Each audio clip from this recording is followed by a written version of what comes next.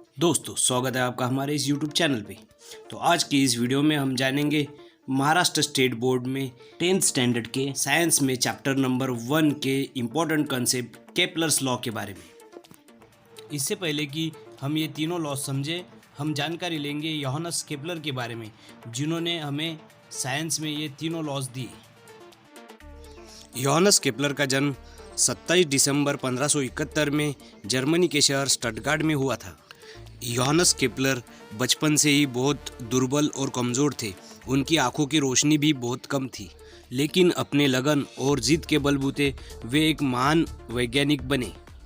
गणित में और खगोल शास्त्र में उनकी खास रुचि थी और इसी वजह से उन्होंने काफ़ी रिसर्च भी किया और उनके कई कंसेप्ट्स और थ्योरीज आज हमें स्टडी में हैं। केपलर ने दृष्टि और दृष्टि विज्ञान के बारे में भी कई खोजें की और उन्हें कई अलग अलग तरह के अवार्ड से नवाजा भी गया। उन्होंने टेलीस्कोप और दूरबीन के रिसर्च में भी महत्वपूर्ण योगदान दिया और आज के बड़े बड़े टेलीस्कोप उनके ही कंसेप्ट पे बने हुए हैं।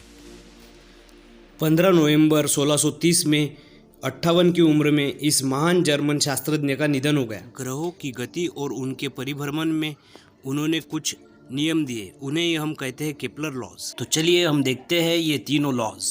तो इस कंसेप्ट में हम सबसे पहले जानेंगे केपलर्स फर्स्ट लॉ की डेफिनेशन और उसका कंसेप्ट। महाराष्ट्र स्टेट बोर्ड के 10th स्टैंडर्ड में चैप्टर नंबर 1 ग्रेविटेशन में ये एक इम्पॉर्टेंट कंसेप्ट है, जिस पे एग्जाम में कई दफ़ा सवाल पूछे जाते हैं। केपलर फर्स्ट लॉ का स्टेटमेंट कुछ इस तरह है: the orbit of planet is an ellipse with the sun at one of the foci.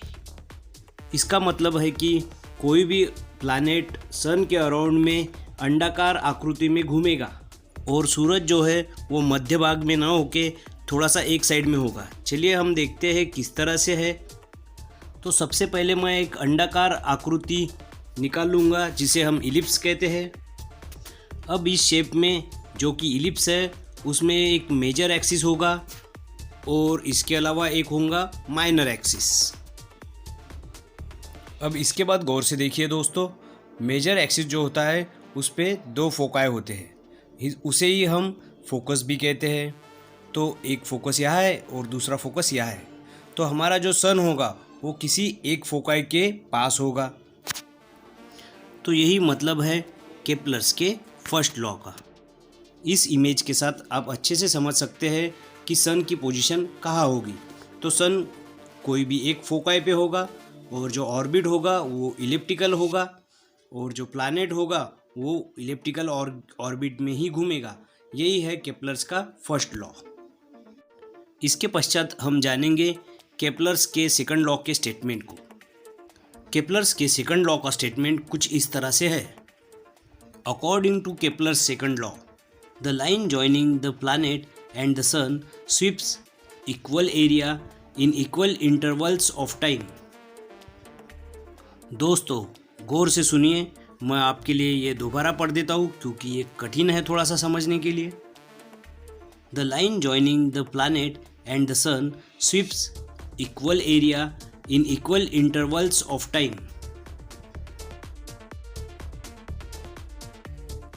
Kepler's के सेकंड लॉ को समझने के लिए हम इस इमेज का सहारा लेंगे।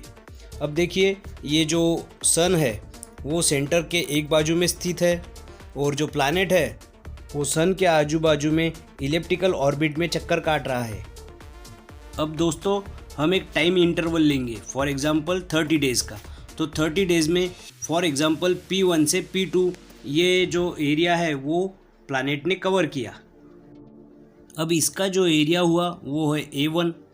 इसे बेहतर समझने के लिए हम कंसिडर करेंगे जनवरी महीना।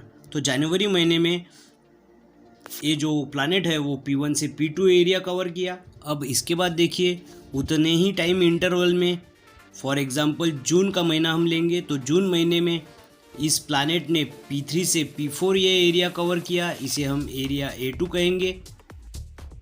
अब ग्रह के एक जगह से दूसरे जगह परिभ्रमण होने में जो टाइम इंटरवल है वो सेम है, तो जो एरिया कवर करेगा वो भी सेम होगा।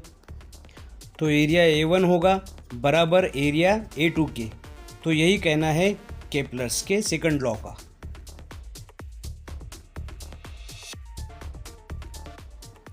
दोस्तों इसके बाद हम समझेंगे कि केपलर्स का थर्ड लॉ क्या कहता है, तो चलिए देखते हैं। केपलर्स के थर्ड लॉ का स्टेटमेंट है, the square of its period of revolution around the sun is directly proportional to the cube of mean distances of planet from the sun. तो सबसे पहले हम समझेंगे कि ये मीन डिस्टेंस क्या चीज़ है।